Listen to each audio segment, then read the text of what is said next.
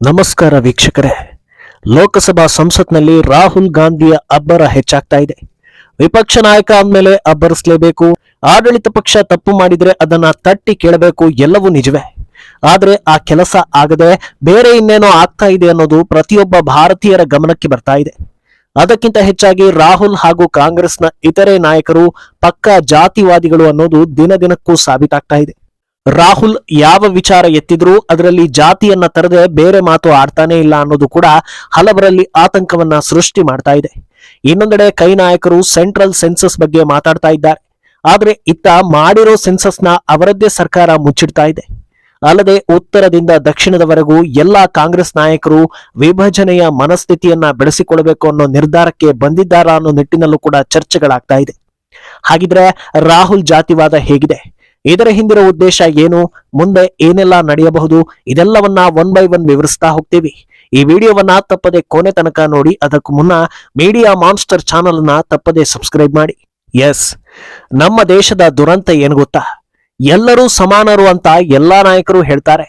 ಅದರ ಮುಂದಿನ ಮಾತೆ ಆ ಜಾತಿ ಜೊತೆ ನಾವಿದ್ದೇವೆ, ಈ ಜಾತಿಗೆ ಮಾನ್ಯತೆ ಕೊಡ್ತೀವಿ, ನಮ್ಮ ಜಾತಿಗೆ ಮೋಸ ಆಗಿದೆ, ಅವನ ಜಾತಿಗೆ ಹೆಚ್ಚು ಆದ್ಯತೆ ಕೊಡ್ತೀರಾ ಅಂತ. ಬಹುಶಃ ಸಮಾನತೆ ಜಾತ್ಯತೀತತೆಗೆ ನಮ್ಮ ನಿಮ್ಮ ಹಾಗೆ ಜೀವ ಇದ್ದು ಮಾತು ಬರೋ ಹಾಗಿದ್ದಿದ್ರೆ ಮೊದಲು ಇಲ್ಲಿಂದ ಎಸ್ಕೇಪ್ ಆಗ್ತಾ ಇದ್ವು ಅನ್ಸುತ್ತೆ.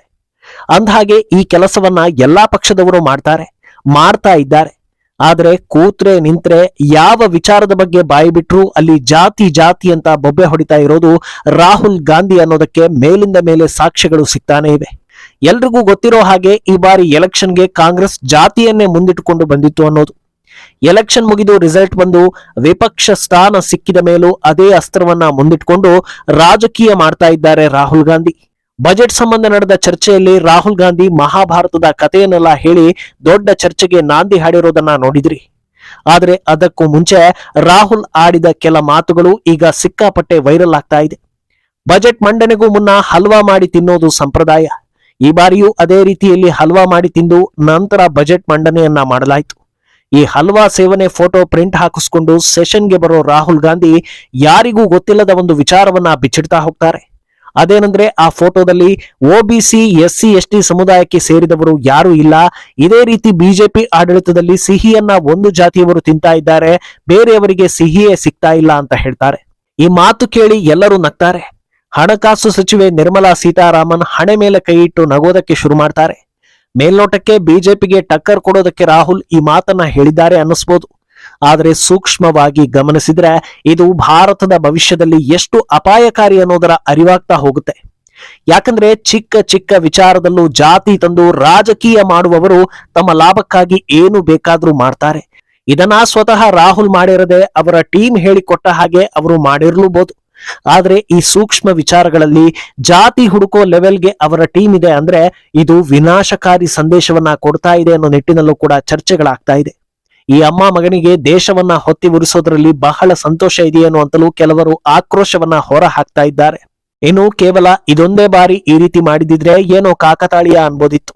ಆದ್ರೆ ಸ್ವಲ್ಪ ದಿನಗಳ ಹಿಂದಿನ ವಿಚಾರಗಳನ್ನೆಲ್ಲ ಬಿಚ್ಚಿಡ್ತಾ ಹೋದ್ರೆ ಈ ಮನಸ್ಥಿತಿ ಎಷ್ಟು ಡೇಂಜರ್ ಅನ್ನೋದು ಗೊತ್ತಾಗ್ತಾ ಹೋಗುತ್ತೆ. ಸ್ಪರ್ಧಾತ್ಮಕ ಪರೀಕ್ಷೆ ಪತ್ರಿಕೆಗಳನ್ನ ಮೇಲ್ವರ್ಗದವರು ತಯಾರಿಸ್ತಾರೆ. ಇದರಿಂದ ಕೆಳವರ್ಗದವರು ಫೇಲ್ ಆಗ್ತಾ ಇದ್ದಾರೆ. ಉನ್ನತ ಹುದ್ದೆಯಲ್ಲಿರೋ ಮೇಲ್ವರ್ಗದವರನ್ನ ತೆಗೆದು ಹಾಕಬೇಕು ಅನ್ನೋ ಮಾತನ್ನ ಇದೇ ರಾಹುಲ್ ಹೇಳಿದ್ರು. ತಲೆಯಲ್ಲಿ ಸ್ವಲ್ಪ ಬುದ್ಧಿ ಇದ್ದವರು ಇಂಥ ಮಾತುಗಳನ್ನ ಆಡೋದಿಲ್ಲ ಅಂತ ಸುಶಿಕ್ಷಿತರು ಹೇಳಿದ್ರು. ಕೆಳವರ್ಗದವರು ಫೇಲ್ ಆಗೋ ರೀತಿ ಪ್ರಶ್ನೆ ಪತ್ರಿಕೆ ಮಾಡೋದು ಹೇಗೆ? ಯಾರ್ಯಾರ ತಲೆಯಲ್ಲಿ ಏನೇನಿದೆ ಅಂತ ತಿಳ್ಕೊಂಡು ಪ್ರಶ್ನೆ ಪತ್ರಿಕೆ ಮಾಡೋ ಟೆಕ್ನಾಲಜಿ ಏನಾದ್ರೂ ಬಂದಿದೆಯಾ? ಯಾವ ಆಂಗಲ್ ನಲ್ಲಿ ಯೋಚನೆ ಮಾಡಿದ್ರು ಇಂಥ ಮಾತುಗಳು ಅರ್ಥಹೀನ ಅಂತ ಅನ್ಸುತ್ತೆ. ಆದ್ರೆ ಕಾಂಗ್ರೆಸ್ ಉದ್ದೇಶವೇ ಬೇರೆ ಅನ್ನೋದು ವಾಸ್ತವ. ಮೊದಲಿಗೆ ಇಂಥ ಹೇಳಿಕೆಗಳನ್ನ ನೀಡೋದು. ಕೆಲವರು ನಗ್ತಾರೆ, ಕೆಲವರು ಆಡಿಕೊಳ್ತಾರೆ. ಆದ್ರೆ ಕಾಂಗ್ರೆಸ್ನ ಟಾರ್ಗೆಟ್ ಇವರ್ಯಾರೂ ಅಲ್ವೇ ಅಲ್ಲ. ಈ ಮಾತನ್ನ 100ರಲ್ಲಿ 10 ಜನರು ಸರಿ ಅಂತಾರಲ್ಲ, ಅವರೇ ಇವರ ಟಾರ್ಗೆಟ್ ಅನ್ನೋ ಆರೋಪ ಇದೆ. ಬಾಕಿ 90 ಜನರು ತಮ್ಮ ಪಾಡಿಗೆ ತಮ್ಮ ಕೆಲಸದಲ್ಲಿ ಬ್ಯುಸಿ ಆಗ್ತಾರೆ. ದುಡಿಮೆ, ಜೀವನ, ಗುರಿ, ಸಾಧನೆ ಹೀಗೆ ನಾನಾ ವಿಚಾರದ ಬಗ್ಗೆ ತಲೆ ಕೆಡಿಸಿಕೊಳ್ತಾರೆ. ಅವರು ಯಾರಿಗೂ ವೋಟ್ ಮಾಡಬೇಕು ಅನ್ನೋ ಉದ್ದೇಶವೂ ಇರೋದಿಲ್ಲ. ಇಷ್ಟೇ ಇದ್ರೆ ಮಾಡ್ತಾರೆ, ಇಲ್ಲ ಅಂದ್ರೆ ಸುಮ್ಮನಾಗ್ತಾರೆ. ಆದ್ರೆ ಈ 10 ಜನರು ಬೇರೆ ಯಾವ ವಿಚಾರದ ಬಗ್ಗೆಯೂ ತಲೆ ಕೆಡಿಸಿಕೊಳ್ಳೋದಿಲ್ಲ. ಸೀದಾ ಮತಗಟ್ಟೆಗೆ ಬರ್ತಾರೆ, ವೋಟ್ ಹಾಕ್ತಾರೆ. ಈಗ ಹೇಳಿ, ನಿಜವಾಗಿಯೂ ಗೆದ್ದಿದ್ದು ಯಾರು ಅಂತ? ಆದ್ರಿಂದ ರಾಹುಲ್ ಗಾಂಧಿಯನ್ನ ಜನರು ಆಡಿಕೊಂಡಷ್ಟು ಅದರ ಅಡ್ವಾಂಟೇಜ್ ಆಗ್ತಾ ಇರೋದು ಅವರಿಗೆ ಅನ್ನೋ ಮಾತುಗಳು ರಾಜಕೀಯದಲ್ಲಿ ದಟ್ಟವಾಗ್ತಾ ಇದೆ. ಇನ್ನು ಈ ಮಧ್ಯೆ ಕಾಂಗ್ರೆಸ್ ನಾಯಕರು ಮೋದಿ ಸರ್ಕಾರ ಜಾತಿ ಗಣತಿಯ ರಿಪೋರ್ಟ್ ಅನ್ನ ಬಿಚ್ಚಿಡಬೇಕು ಅಂತ ಒತ್ತಡ ಹೇರೋ ಕೆಲಸವನ್ನ ಮಾಡ್ತಾ ಇವೆ. ಅಂದಹಾಗೆ ಕೊನೆಯ ಬಾರಿ ದೇಶಾದ್ಯಂತ ಜಾತಿ ಗಣತಿ ಆಗಿದ್ದು 2011ರಲ್ಲಿ, ಅಂದ್ರೆ ಕಾಂಗ್ರೆಸ್ ಸರ್ಕಾರ ಇದ್ದಾಗ. ಅದಾಗಿ ಎಲೆಕ್ಷನ್ಗೆ 3 ವರ್ಷಗಳ ಕಾಲ ಟೈಮ್ ಇದ್ರೂ ಈ ರಿಪೋರ್ಟ್ ಅನ್ನ ರಿಲೀಸ್ ಮಾಡಲೇ ಇಲ್ಲ. ಆದರೆ ಈಗ ಆ ರಿಪೋರ್ಟ್ ಅನ್ನ ರಿಲೀಸ್ ಮಾಡಿ ಅಂತ ಕೇಂದ್ರಕ್ಕೆ ಒತ್ತಡ ಹಾಕ್ತಾ ಇದ್ದಾರೆ. ಈ ಸಂಬಂಧ ಸಂದರ್ಶನವೊಂದರಲ್ಲಿ ಮಾತನಾಡಿರೋ ಖರ್ಗೆ ಅಸಲಿ ವಿಚಾರವನ್ನ ತಮ್ಮ ಬಾಯಲ್ಲೇ ಬಿಚ್ಚಿಟ್ಟಿದ್ದಾರೆ. ಈ ಬಗ್ಗೆ ಪ್ರಶ್ನೆ ಮಾಡೋ ಆಂಕರ್, ನಿಮ್ಮ ಸರ್ಕಾರ ಇದ್ದಾಗಲೇ ಜಾತಿ ಗಣತಿ ಆಗಿತ್ತಲ್ವಾ, ಆಗ ಯಾಕೆ ರಿಲೀಸ್ ಮಾಡಲಿಲ್ಲ ಅಂತ ಪ್ರಶ್ನೆ ಮಾಡ್ತಾರೆ. ಇದಕ್ಕೆ ತಡವರಿಸುತ್ತಾ ಉತ್ತರಿಸೋ ಖರ್ಗೆ, ಆ ಟೈಮ್ನಲ್ಲಿ ನಮ್ಮ ಪಕ್ಷದವರೇ ಕೆಲವರು ವಿರೋಧ ಮಾಡಿದ್ರು, ಎಲೆಕ್ಷನ್ ಇರೋದ್ರಿಂದ ಎಫೆಕ್ಟ್ ಆಗುತ್ತೆ, ಅದಕ್ಕೆ ರಿಲೀಸ್ ಮಾಡಲಿಲ್ಲ ಅಂತ ಹೇಳ್ತಾರೆ ಖರ್ಗೆ. ಎಲೆಕ್ಷನ್ಗೂ ಈ ರಿಪೋರ್ಟ್ಗೂ ಏನ್ ಸಂಬಂಧ ಅನ್ನಿಸ್ತಾ ಇದೆಯಾ? ಅಲ್ಲೇ ಇರೋದು ಅಸಲಿ ವಿಚಾರ. ಕಾಂಗ್ರೆಸ್ ಎಲೆಕ್ಷನ್ಗೆ ಹೋಗೋದೇ ಅಲ್ಪಸಂಖ್ಯಾತರ ಓಲೈಕೆ ಮೂಲಕ. ಸಂಖ್ಯೆ ಅಲ್ಪ ಇದ್ರೆ ಅದನ್ನ ಅಲ್ಪಸಂಖ್ಯಾತರು ಅಂತಾರೆ, ಸಂಖ್ಯೆ ದೊಡ್ಡ ಇತ್ತು ಅಂದ್ರೆ ಅದು ಅಲ್ಪಸಂಖ್ಯೆ ಅಂತ ಅನ್ನಿಸಿಕೊಳ್ಳೋದಿಲ್ಲ ಅನ್ನೋದು ಶಾಲೆ ಕಾಲೇಜುಗಳಲ್ಲಿ ವಿದ್ಯಾಭ್ಯಾಸ ಪಡೆದವರಿಗೆ ಇರೋ ಕಾಮನ್ ಸೆನ್ಸ್. ರಿಪೋರ್ಟ್ ನಲ್ಲಿ ಎಡವಟ್ಟು ಆಯ್ತು ಅಂದ್ರೆ ಉಳಿದವರೆಲ್ಲ ರೊಚ್ಚಿಗೇಳೋ ಸಾಧ್ಯತೆ ಇರುತ್ತೆ. ಆದ್ರಿಂದ ಈ ರಿಪೋರ್ಟ್ ಅನ್ನ ರಿಲೀಸ್ ಮಾಡೋದೇ ಬೇಡ ಅನ್ನೋ ನಿರ್ಧಾರಕ್ಕೆ ಬಂದಿದ್ರು ಅನ್ನೋ ಬಲವಾದ ಆರೋಪಗಳಿವೆ. ಅಂದಹಾಗೆ ಈಗ ಯಾಕೆ ರಿಲೀಸ್ ಮಾಡಿ ಅಂತ ಇರೋದು ಅಂದ್ರೆ, ಈಗ ಲೆಕ್ಕ ವ್ಯತ್ಯಾಸ ಆಯ್ತು ಅಂದ್ರೆ ಅದನ್ನ ಎತ್ತಿ ಮೋದಿ ಸರ್ಕಾರದ ಮೇಲೆ ಹಾಕಿ ಗೊಂದಲವನ್ನ ಸೃಷ್ಟಿಸೋದು. ಏನಾದ್ರೂ ಆಗ್ಲಿ, ಒಟ್ನಲ್ಲಿ ದೇಶದಲ್ಲಿ ಗಲಭೆ ಎದ್ದು ಮೋದಿ ಸರ್ಕಾರಕ್ಕೆ ಕಪ್ಪು ಚುಕ್ಕೆ ಬರಬೇಕು.